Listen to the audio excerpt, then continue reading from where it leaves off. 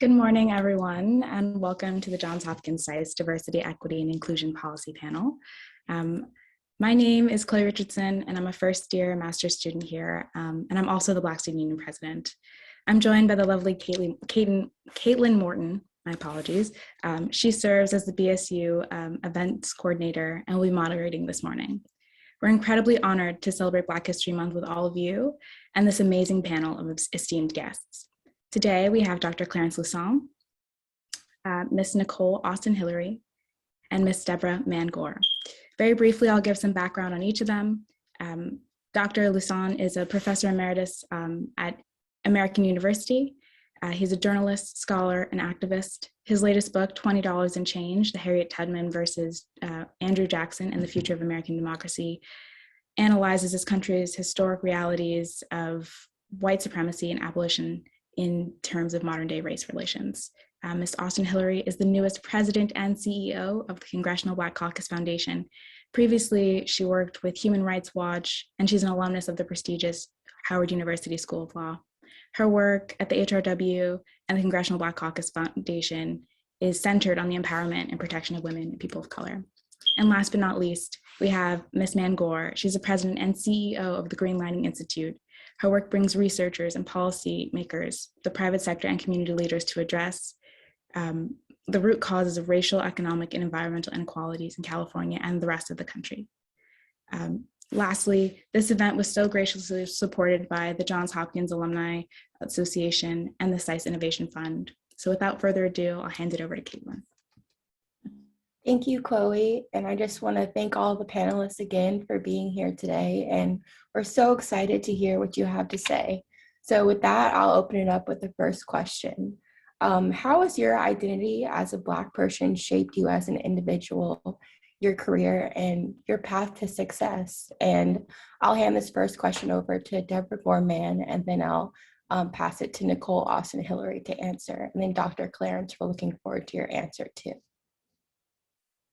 Well, thank you. I just want to thank Caitlin and Chloe for organizing and allowing me to participate. So I really look forward to the conversation, and good afternoon, good morning to the other panelists. Boy, being a woman of color, it's with you all the time when you just walk in the room, all the assumptions and naysayers to any activity that I would be doing, whether it's undergrad or graduate school, or I worked in investment banking, and then in the public and private sectors. It's just a whole lot comes with that are projected onto you as a Black woman. And so for me, it's impacted that that I'm always very prepared. That I make sure that I am articulating, what is clear to me. And in some ways, it's actually empowered me and allowed me to be less fearful and more empowered. So I just think the impact, both professionally and personally, is a really bright awareness of what I bring to any situation, and the ability to sort of stand in a courage to represent myself and the community. So I'll just start with that and hand it over to the other panelists. Thank you. And Ms. Nicole Austin-Hillary, you're next. You're muted. There you go. Thank you. Good morning, everyone. Thank you all for this invitation. I'm so pleased to be here with you all. And let me just share with you, just very quickly, I just literally left Human Rights Watch as the executive director, the inaugural executive director of their US program. And I begin at the Congressional Black Caucus Foundation actually tomorrow. So you all have me in this limbo stage. But I do want to let you know how pleased I am to be here with you all. I thought this was so important that even during my break, I wanted to be here to share with you all this morning. Just let me say that, for me, I became a civil and human rights lawyer because I love Black people and the Black community. I say that very proudly whenever people ask me, why do you do what you do? And I literally was this weirdo 13-year-old kid who realized that I wanted to do this work then, because I had a wonderful teacher who helped me to see that that was a way that I could, as she said, use my big mouth for good. And so that guides me in everything that I do. And as a Black woman doing this work, as a Black person doing this work, I allow it to be my compass. And that's how I enter all rooms. That's how I enter all spaces, with no apologies, with no sidestepping, without putting any, pretty caveats on this work and why I do what I do. I'm very clear in saying, this is why I'm at this table, and this is what I'm hoping to bring to the table. We've spent so much time, particularly over the last 2.5 years, talking about, having real conversations on race. That wasn't new for me. That is how I've always tried to guide my work and the focus of my work. And I think that's something that we always have to do, again, unapologetically. I think that's how we have to show up when we're doing this work. And whether it's your work about race, whether it's your work about women and gender equity, about poverty and economic inequality, or any of the issues that you are passionate about, I think it's always very important to be clear in what guides you and make sure that everyone who is working with you and around you understands that. I think that is the foundation for good, critical relationships, for critical work, and really for movement building and for movement changing. Thank you so much. And Dr. Clarence, we'd love to hear from you. Great. So again, first, my thanks to Chloe and Caitlin for putting this together and for inviting all of us. And congratulations to Ms. Austin Hillary for your new position at CBCF. I worked with CBCF and the CBC for many, many years. I worked on Capitol Hill for about 8 years, and of course worked with Congressional Black Caucus members. Again, thank you for that introduction. It's a bit misleading, however, because I think for myself and probably everybody on this panel, when we write our CVs or we write our resumes, we certainly put our best foot forward. But what's missing are the things that we had to deal with to build those resumes. So if you look at my CV, it will not say the articles that were rejected. It will not say the grants that I did not get. It will not say the jobs that I did not get. So we really have to make it clear that as we build our careers, we're going to face obstacles and resistance. That's just unavoidable. What becomes critical is the issue of resilience and the ability to bounce back and push through the inevitable obstacles and individuals you're going to meet along the way. For me, around the issue of race, I worked in a lot of white spaces, whether it's at American University, I worked on Capitol Hill, I worked for a Black member, but it essentially was a white space. But now I'm at Howard University, so it's a very different kind of dynamic. But for me, the issue emerges not only on the domestic side, but a lot of the work that I do is global, and particularly in Europe and in Asia. And so I've been in a lot of situations where I was the only Black person on the plane, or I was the only Black person in the building. And it's unavoidable the issues of identity. My approach, similar to what my colleagues mentioned, is you have to step forth and be intentional and make sure that you're clear that your multiple ways of seeing the world all get respected, all are put on the table.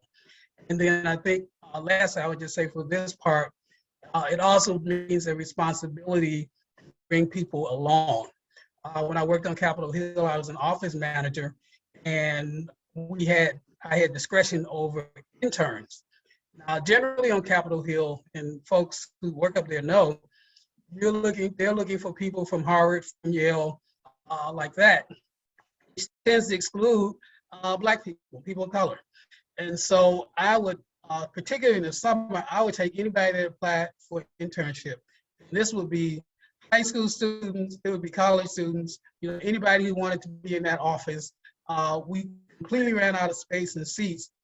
There was opportunities that I knew these young people would not get because of the bigotries around class and race and gender that tend to dominate. So when we're in these positions, we have to, I think, go above and beyond to make sure that we're going to get and pass along the opportunities to other people. Thank you so much for that answer, and thank you so much to all your panelists for all your answers. And that was actually a perfect segue into my next question. So when you guys are doing this movement building and showing resilience and really standing up for what you believe in and showing your identity as a Black individual, how do you navigate these white spaces efficiently without alienating your allies or othering yourself? And I'll start with Deborah. Yeah, I thank you, Clarence, for bringing up the notion that you know, we would not be here without the adversity that we have all experienced, for sure, and that there is a resiliency that comes with, and I think it's, you know, comes from the history of having to be resilient and having to define our own hope and having to hold up our own dreams when others are really standing to crush them. So thank you for lifting up the idea that we didn't get here easily. That, you know, oh, hey, we've arrived. No, quite the opposite. That there are many things that keep you from getting to where you want to be. And that having been said, you know, when you get to a point where you're in leadership role, you have undoubtedly navigated many white spaces, not the least of which is, you know, education. And you all are, you know, are also doing that, right, at Johns Hopkins here. And I would say that there comes a self identity and a profound voice that you find in your ability to articulate what you want to do or what you're trying to project, and in doing it in a way that it's authentic to yourself. That, you know, you have terms like code switching and things where we know, you know, how we speak at grandmama's house is going to be different than how we speak, you know, maybe in front of a board, let's say a board in the boardroom. So I think I have always noticed that Black folks who have excelled to a leadership position are extremely articulate. And I think that's because there's a self-awareness of how I need to bring my authentic voice and my self to a table that is heard. And in some ways, you know, that's a difficult task because there's constantly looking for flaws in what you say and how you speak. And so I think for me, navigating those spaces has been an ability to really speak truth to power. And sometimes, you know, I'm going to pay the price, right? Sometimes I'm not going to be invited back, or I'm going to create some sandpaper moments in order to change the space that I'm in. So it's not always just like, oh yeah, hey, great.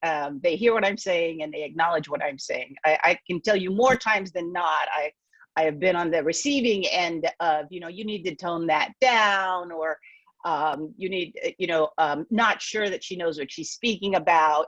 And you just really have to be centered in that what you're saying is your truth, and not to be so deterred by those naysayers and folks who want you to otherwise kowtow to whatever the articulated position is. So I think it is quite an art form. You know, it's not science. It's not something I can script. And having spoken to a lot of both men and women of color in leadership, that it is an ongoing, ever-present challenge, and that you learn from your mistakes, but that you also can build courage in the ability to say things and how to say them. So, and in some places it's much more. Even now, you know, I think that Nicole had articulated that now the ability to speak about race is, you know, is more acceptable. That's a recent phenomena. It used to be highly unacceptable. It made white folks so uncomfortable to even bring up the topic. Hey, you know, I think there's some bias going on here, or just, you know, and even without even using those words, you know, could we look at a broader spectrum of opportunity? And it would just be shot down. So So I think we are in this opening, you know, where there's more racial awareness and you can speak more forthright. There's gonna be a backlash, we see it already, but I'm really hopeful that, you know, navigating white spaces actually just navigating spaces. And I think it's you know, Katie and I have talked in the past that there are ways that you can bring your energy and your forcefulness to the table that works for you. And then, you know, and getting conversations with folks about the things that you want to be able to say, and then just say them, because they need to be spoken, and there's no perfect language or no perfect way to articulate it. It's just, sometimes it just needs to be said. And so, and you know what, and that, as the saying goes, you know, my presence is my protest. You know, sometimes if I'm just walking in the room, it's a Black woman in the room, y'all better check yourself, right? Like, I'm gonna hold you accountable as well. So sometimes just your presence will also create the space that has to be dealt with. So anyways, let me just get that started and then hear from the others. No, thank you so much. And you brought up some great points. And I'd love to hear Ms. Nicole Austin-Hillary and Dr. Clarence Lucene talk about how they went about kind of toning down. As I know, Ms. Nicole Austin-Hillary, you went from an HBCU to kind of more white spaces or more diverse spaces. And then Dr. Clarence, I guess you had to navigate that white space first, and now you found yourself in an HBCU. So I love to see how you guys go about this as well. So Ms. Nicole Austin, I'll start with you first. Well, you know, I have to tell you all, I am so not the person to answer this question well, because as my mother will tell you, I have been a rule breaker from day one. And being a rule breaker means, you know, you navigating these kinds of waters, you know, can be tricky, because, you know, I've never been one to follow a pattern, to follow a template. I remember, you know, being taught, here's how you should be in certain spaces. And if those things didn't make sense to me, I didn't follow them. I had a wonderful teacher at my performing arts school, where I studied drama when I was in high school. And I carried this lesson with me always. And she said, always trust your gut. It never lies to you. And I literally live by that moral that she taught me. And I always ask my gut, am I doing the right thing? Am I saying the right thing? Am I responding the right way? And that has really helped me to navigate all of these different spaces and to tread in very, very choppy waters. And I say that to mean this. When I am in certain spaces, if someone says something or does something that I think is off color, no pun intended, or if I think is not correct, I speak up, I say something. And you can do those things in ways that are respectful. You can do those ways and things, you can do those things in ways that do not put people off, but I think you have to be true to yourself. I don't ever want to be that person who at the end of the day is going home and beating myself up because my gut is telling me you should have said something, you should have spoken up, you should have done the right thing, you didn't do the right thing. And I really allow that to guide me. I will say there are two things that both Deborah and Clarence said that I think are vitally important. One is that you come prepared. You come knowing your stuff, making sure you have all the information, making sure that you've crossed all the I's, crossed all the T's and dotted all the I's, so that you come into a room being someone who is an expert. Those are the ways that help you to stand strong and to be able to speak up and speak out when you have something to say and when you need to be heard. And also, just not feeling fearful of the consequences, I think is very important. Now, I'm not telling folks to go and lose your jobs, lose your internships. I'm not saying that, but I'm saying that you do have to speak from a place of truth. You do have to put yourself in a position such that people respect you. And people cannot respect you and your expertise. They cannot respect what you are bringing to the table if they don't know exactly what you stand for. And you show what you stand for by coming into spaces prepared, by speaking up, and by doing so in ways that are strategic, that are intelligent, and that also are showing people that you're not afraid to engage. And again, you can do those things in ways that are respectful, that do not put people down, that do not put people off. But as Deborah said, sometimes even when you come prepared, even when you are trying to be respectful and speaking to people in ways such that you're showing, I'm trying to work with you, not against you, sometimes it won't work. Sometimes there will be consequences. And you have to be able to accept that and tell yourself, that's okay. I will tell you, for me, if I'm in spaces where those problems occur and where I feel like people aren't respecting me, aren't hearing me, then I realize that's not a space I should be in. And I also realize that it's not the end of the world, and that there are other places where I can be and will be, where I will be able to work better with people, where I will be able to be heard, where I will hear others, where we will be able to actually coalesce around unified ideas and work together, and allow yourself to say, it's okay. It's okay if every space can't be the way I want it to be. It is okay to sometimes run up against controversy and issues and move on from that. Because again, at the end of the day, you want that gut check. You want that gut to tell you at the end of the day, you're doing the right thing. You are standing in the space the way you need to. You are speaking truth to power the way you need to. And at the end of the day, for me, that's the thing that's most important. Thank you so much for that answer. That was amazing. And Dr. Clarence, I'll hand it over to you. And thank you. And I want to thank Deborah and Nicole for both facing this issue of authenticity and courage. So let me tell a quick story. A few years ago, I traveled for about 2 weeks in New Zealand with Minnie Jean Brown. Minnie Jean Brown was one of the Little Rock Nine.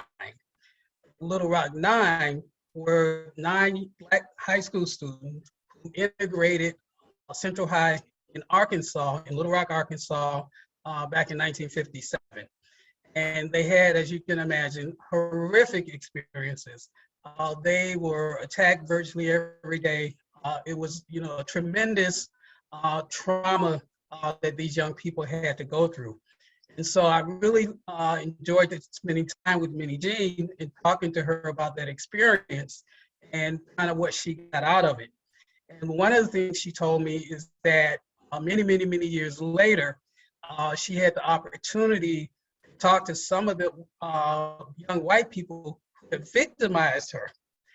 She went back and, tracked them down and just wanted to know kind of why. And what she said that was a bit surprising to her was that for many of them, the issue was that she walked like she belonged there. That's what they could not stand above anything. This was their space, this was their territory, and how dare she walk like she belonged there. And so this is what I tell young people all the time: walk like you belong there, because you do. And you're going to find that resistance kind of no matter how you come prepared, no matter how conciliatory you may attempt to be, no matter how you may decide to sort of try to find a soft way to deal with it. There are going to be people who think you just do not belong there under any circumstance. And so it's being prepared for that. And as my two colleagues said, that's what you're going to be dealing with. But you can get past it. And at the end of the day, you do want to go home, and you do want to be able to say you did your best. You stood your ground. You're going to lose some battles. You're going to win some battles. But in the end, you want your integrity to be in place, and you want your ability to represent those who can't be there, because that's in many ways what you're doing. Those who would love to be there but will never have that opportunity, you have to take and represent their interests and think in the long game as we go through these spaces. Thank you so much for that answer. And you guys kind of touched on this when you were answering this last question, but do you have any advice for students dealing with misguided diversity responses or racial support for students who are entering the workforce, especially when, you know, we're feeling disrespected? How do you respectfully voice your exit voice, or how do you respectfully leave in situations when you feel like, you know, there's no upward mobility and you're just kind of stuck? How do you respectfully voice your exit voice? How do you respectfully leave? And I'll put that to Deborah first. Maybe we can change the cadence a bit. I would love to hear from Clarence on this first. Clarence, Yeah, definitely. Can you go? No problem. Clarence, I'll throw it back to you. Yeah, so first thing I want to say is you don't have to be respectful. So if you know, there are circumstances where respect is not in your interest. And what you have to do is, the minimum, get it on the record. And if we think in the long term, there are lots and lots of people who have lost battles. But when we go back and look, what we appreciate is that they had to fight and that they engaged. And so that's really, you know, the minimum that we can do. Sometimes that's the maximum that we can do. You really have to engage in the fight. And I think I would also underscore, you also have to build circles of allies and friends that you have with you as you navigate through all of these developments, because that's going to be your grounding. There is just, as my colleagues have said, there is just absolutely no way you get to some of the places that you want to get to without going through these battles. And your allies, your friends, your family will be essential in keeping you grounded and not crushed in some of these circumstances. Thank you. And Nicole Austin, you want to just go backwards? So I'll jump to you. Sure. And I just have to say, it's Nicole Austin Hillary. I don't want to disrespect my other half. Sorry, no, that was my fault. That was my fault. So, you know, I will say this. One of the things that I think you can do and that you must do for yourself is, as much as you can, do your research about the places where you think you want to go, the places where you want to do research, the places where you want to work, where you want to do internships, where you want to do fellowships. And you should have a set of standards for yourself about what kind of environment you think you want to go into. Now, I recognize, particularly when you're at the beginning of your career, you do not have all of the choices that you might like to have, but you do owe it to yourself to exercise due diligence and to look at the places where you think you want to engage yourself professionally. And I'll give you just two quick examples. You know, Human Rights Watch, for me, you know, it's an international, you know, trans-global organization. The human rights part of it is not just what that organization does externally, it's what they do internally. I have said to people recently, I have never worked at a place in my entire career that has been more humane about how they treat their own staff. You know, during this pandemic, we had all kinds of support systems in place for mental health, and not just for us, for our family members, for our children, for our spouses. We had all kinds of task forces that we put together for people who were dealing with childcare problems, for people who were dealing with elder care problems. It was an amazing environment.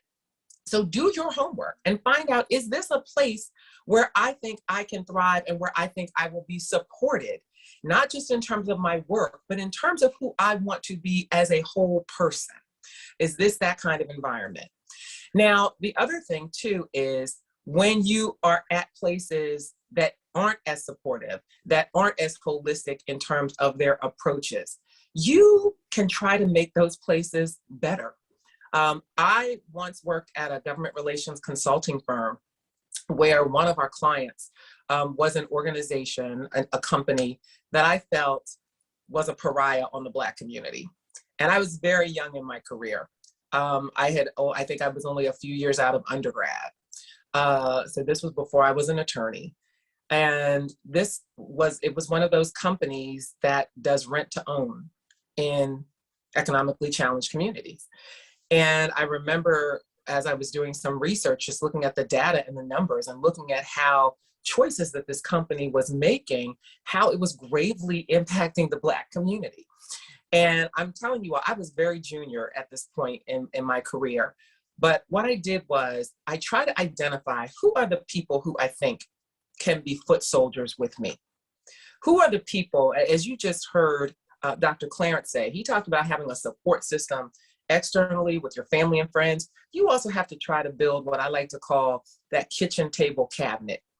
Those people who you think can be supportive and can be resources to you internally as you are within organizations. So what I did in that instance is one of the clients who we represented from this company, he and I, we got along well just as people, just on a human to human level. And I pulled him aside and I had a conversation with him about some of my concerns about their company.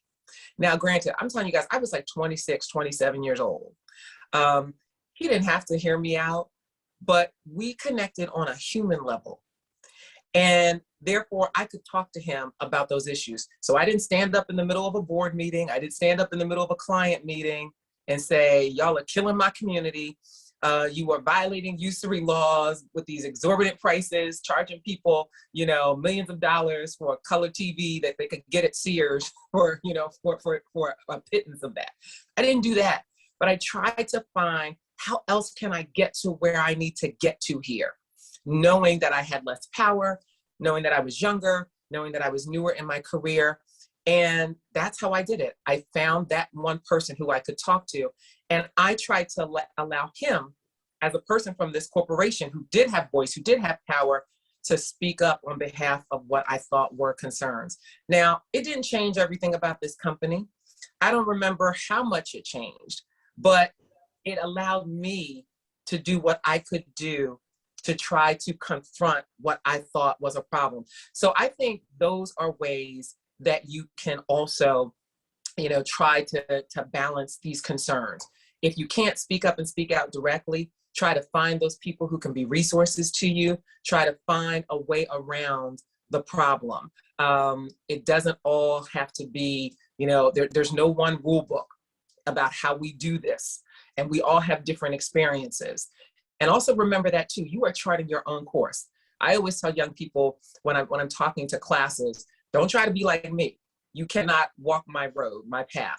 Everybody's gonna have a different pathway to walk. But what you can do is you can take anecdotal evidence, you can take advice, and you can figure out what works for you, what doesn't work for you, and chart your own course. But again, I think figuring out ways around and how you can use other people to help you speak up and speak out, I think are really important and critical tools to keep in your toolbox. Thank you so much for that answer. And Ms. Deborah Gorman? Here's what you're not gonna do. You are not in your company space or wherever you work space, you're not going to be the one that fixes the majority culture problem, right? They want to bring the Black folk in and say, what can we do better? It's like, no, that's what you're not going to do, right? That if it's the majority culture's problem, they need to fix it. It's just this reflex action to bring, no matter how junior, you could be the first one. Oh, can you tell us what we can do better? It's like you need to look at your organization, yourself in the mirror, and figure out what y'all are doing. White people need to fix the white people problem. So there's this trap, that if we bring in the whichever group, right? If it's even LGBTQ, and let's ask them what we could do better. No, you can do better by doing the work you need to do. So don't get that trap. That is completely different than being in an affinity group where you're trying to find support for those who have similar experiences. So, BSU or what have you is different if you can see the nuance of them bringing you in to say fix their problem. So let me just real clear about that. I do think leaving your markers as well. So if I have been in a company 5 years ago and I leave, and in my exit interview or otherwise, I go on the record, this is how I was treated. And then the next 5 years, other Black people leave that. When it comes to a point where somebody either is, it's been so egregious or there's a lawsuit, they will go back and collect those records. And it will matter that we had all gone on the record and that there will be accumulated record, right, to review. So it is important if you're leaving to, you know, through whatever the mechanisms is to be able to leave some sort of record there that what you experienced was not so thoughtful. So that actually happened with me when I worked at investment bank, and you know, left for another job, but really went on the record thinking, you know, maybe one day this will see the light of day. And sure enough, 7 years later, there was a major lawsuit, and I was asked actually in a deposition about my experience, and the only reason was because I had told the HR person that these are some of the reasons that I'm leaving. So there's a cumulative effect. You gotta, you know, pick your battles for sure. And then sometimes you do just have to leave. You know, it's okay to, you know, I've gotten all the growth that I can, you know, or you know, I'm hitting a ceiling, and it may be time to move on. So I agree, you know, of having both a kitchen cabinet and your own advisory board. Right. So if you have an advisory board, it should be pretty diverse, and it should be built on allyship, right? So that you can get another perspective, both you know, senior people who've been working 20, 30 years who can help advise you, and peers, and I'm saying outside your family members, right? Your kitchen cabinet might be family members, but your advisory board should be folks. And for those of you who are seeking your master's, I always try to have 1 or 2 relationships with a professor, somebody who's in the institution, who can either, it just always is helpful for somebody who can look at industry or give me some perspective that will help me. So I think those things help you with your transition, or otherwise help you to stay and make decisions. But I really do think it's really it grounds you, because when you have to articulate the issue to those who you trust, that practice of just, you know, how are you going to say it, what do you mean, to do that with people you trust, as opposed to doing it on the fly, you'll find more courage in what it is you're trying to say, and you will be more centered in making the move. You know, should I move, should I stay? And having folks to help and guide you through that, I think, is really important. Thank you all so much for your powerful answers. I know we're coming up on our time, and I just have 2 final questions for you all. The first question is, as a person of color, how do you guys practice self-care, especially when navigating through these spaces and stressful work situations? And Dr. Clarence, I'll throw it back to you. Thank you for that question. That really is essential, because I think probably all of us have experienced colleagues or friends who have had very traumatic experiences at work, and you know, and it was just very, very difficult. So you do need to have self-care, and that could be everything from exercising to habits and hobbies. And so I encourage that, not just among my colleagues, but among students as well, particularly graduate students who can stress themselves into all kinds of problems as they're trying to get through, you know, very complicated master's or PhD programs. But absolutely, self-care is really critical. Thank you. And Nicole, Austin, Hillary, I'll turn it to you next. You know, one of the things that I want everybody to do, and I know we're all guilty of this, is take that big S off your chest. That's one of the biggest things you can do for self-care. We all have that I'm a super person, superhuman syndrome, because you all are. You know, we are very privileged and fortunate people who've had opportunities for educational advancement, who've had opportunities for professional advancements. And we often carry the weight of our communities on our shoulders, on our backs. And we sometimes feel like we can't be human. So one of the first things you can do to take care of yourself is to allow yourself to be human, take that S off, throw it to the side sometimes, and just be human. And share what you're going through, what your trials and tribulations are with other people, particularly those other people who, like you, probably wear those big S's every day, but who too need to find solace with people who have shared experiences. I will tell you, I have a friend in the civil rights community, and she's a very well-known lawyer. She's the president of a major civil rights organization. And we've had this conversation about self-care before. And we actually were joking that at those moments when we are just tired and worn down and we just want to do nothing, that we turn on one of our old favorite sitcoms, like A Different World. And we just take 30 minutes or so and we watch because we just want to laugh. We're the same age, so we kind of want to throw back to our college days. And that's one of the reasons why we watch it. But we just allow ourselves to be human. And we take off all the labels. We take off the president and CEO, or I'm mom, or I'm spouse, or I'm community organizer, whatever it is. You have to put it aside, because at your core, you are a human being, and human beings need care. They need nurturing, and you have to give that to yourself. And if you don't create that space for yourself, trust, even the people who love you and support you, it's going to be hard for them to do it. You have to do that for yourself. So whether it is exercising, and I do encourage you, particularly as African Americans, as people of color, we have to take care of our health. I encourage you to allow yourself to not be super all the time, and to just be a regular old person, and take a moment for yourself to do whatever it is that makes you laugh, that brings you joy, and that makes you feel good. There's always time to put that S back on, but give yourself that space. Thank you. And Ms. Gorman. Yeah, I'm loving that, Nicole. Thank you so much. So for me, self-care, I got to get still. My mind just, I mean, come on now. It's like, so for me to get still and for me to breathe a bit, which includes prayer. I know that's quite a Black culture thing, but prayer in any way that it looks like. It doesn't have to be formal, I'm talking any institutional religious stuff, but centering for me to be still, quiet my mind a bit.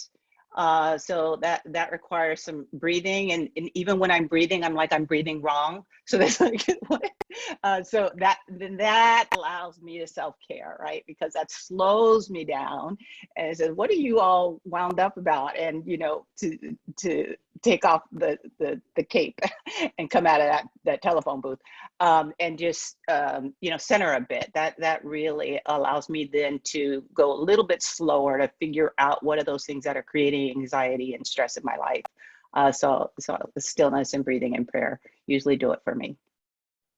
Thank you so much. And thank you for all your responses. I have one more question. This last question is a little whimsical. It might be the hardest one, but we're coming up on time. So I'm going to ask you to answer it in a minute or less. But if you had a magic wand, what would be your ideal policy change in your field? And this could be domestic or international. And I'll start with Dr. Clarence. And again, thank you, panelists, for coming out today. And thank you so much for all of your answers. There was so much power and wisdom in all your answers. And just thank you to everyone. And I hope everyone that was here today got some wisdom, because I know I definitely am taking home a lot.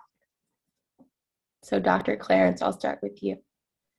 Yeah, so, I've had the fortune, or maybe misfortune, to visit genocide sites around the world, in Rwanda, in Germany, in Bosnia. And the thing that strikes me is that when we lose our humanity towards each other, then we commit these kinds of atrocities. And more than anything, I think we have to develop empathy and sympathy and project ourselves in other people's experiences. And when you do that, then I think you're in a place where you're more helpful and harmful. So that would be my magic wand moment. Thank you. And Nicole Austin-Hillary, thank you. I would take my wand and I would rid the universe of poverty and economic inequality. I think so many of the ills that we are challenged with, that we fight back against, stem from inequities that involve poverty, that involve resources, whether we're talking about voting rights, whether we're talking about redlining and housing, whether we're talking about famine, whether we're talking about water issues, whether we're talking about immigration issues. So much of this stems from the power that some people have because of their economic resources vis-a-vis what others have. And if there was a way to balance that out and to rid us of having those barriers, I think it would change the world. And it would change all of the isms, as I like to call them, that we have to fight against every day: sexism, racism, all of those things. We'd have a level playing field and everyone would have an opportunity for what I like to say, live in a just world. Thank you. And Ms. Gorman, take us home. Really building on the two simple things, I would say that all policy go through a lens of dignity and regeneration. That, you know, whatever that policy is, let it be regenerative, and then let it provide dignity through the lens of policy work. Thank you so much to all my panelists. And again, we will be actually holding another panel, but I'm going to pass it to the president, Ms. Chloe, to wrap us up. But again, panelists, thank you so much. And again, your answers were so powerful and so wonderful. Thank you. Thank you. Keep up the good work, you all. You all too. Thanks, everyone.